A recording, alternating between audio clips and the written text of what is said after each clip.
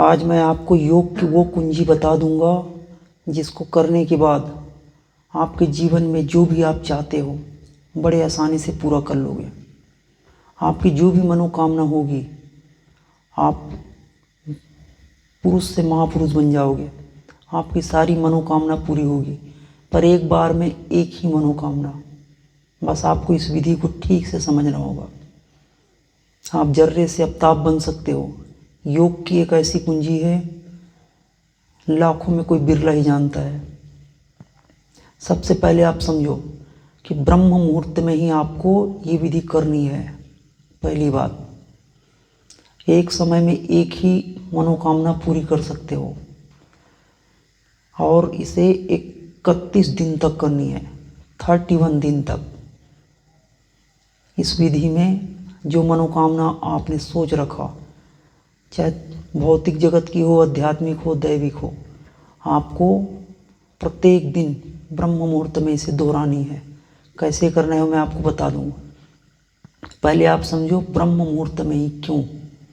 ब्रह्म मुहूर्त का मतलब होता है, मुहूर्त का मतलब समय, ब्रह्म का मतलब ज्ञान प्राप्ति का, मनोकामना पूर्ति का, देवताओं का समय। इस समय सारे ऋषि मुनि देवतागण के संकल्प विचरण करते हैं। इस समय अगर आप उनके साथ अपने संकल्प मिला दो तो आप स्वाभाविक सिद्ध बन जाओगे। लाखों में कोई बिरला जानता है। सभी लोग सोए हैं, सब सिर्फ रोटी कपड़ा मकान के लिए पूरी रात जगते हैं और जब जगना है तब सोते हैं। ब्रह्म मुहूर्त का मतलब है जिस समय 4:24 से लेकर सूर्योदय तक का समय। इस समय अगर आपने कोई भी संकल्प दोहराया तो जैसे हवा चलती है उस समय परफ्यूम छिड़क दो, कोई इत्र छिड़क दो, हवा के साथ स्वतः चली जाएगी।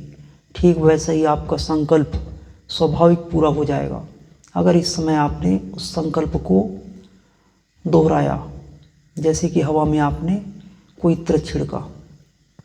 इसी समय ईड़ा पिंगला सुषुम्ना सम रहती है। इसी समय चित्त शक्ति जागृत होता है। इसीलिए सारे ऋषि मुनि या सारे पुजारी या पाठ करने वाले मंदिर के दरवाजे भी ब्रह्म मुहूर्त में ही खोलते हैं। इसी समय आप सुषुम्ना के द्वार खोल सकते हो और जिनका सुषुम्ना का द्वार खुल जाए, इस समय कोई भी संकल्प दोहराओ पूर्ण हो जाएगा।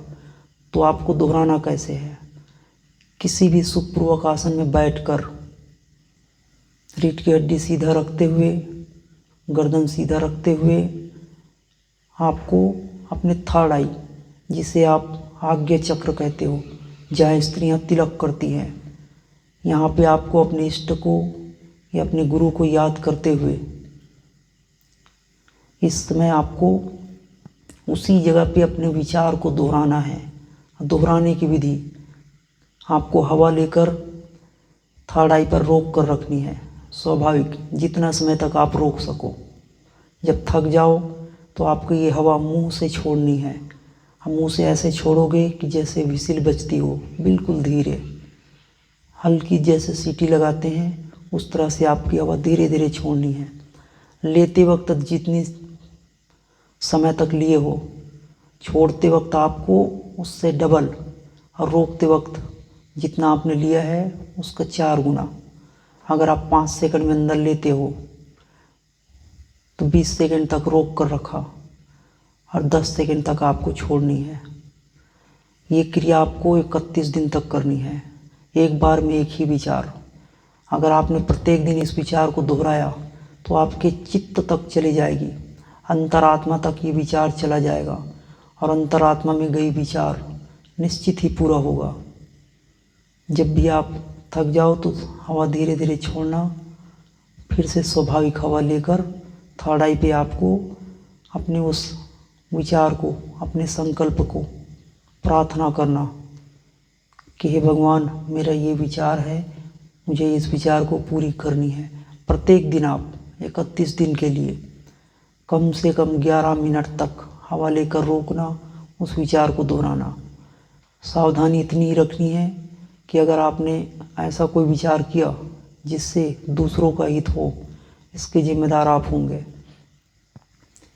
ये विचार ऐसे काम करता है कि इस समय सारे देवगण, सारे ऋषि मुनि अपने संकल्प में बैठते हैं, ध्यान करते हैं, साधना करते हैं, और भीड़ में जैसे आप खड़े हो जाओ, बगैर प्रयास के ही आप पर्वत चढ़ जाते हो।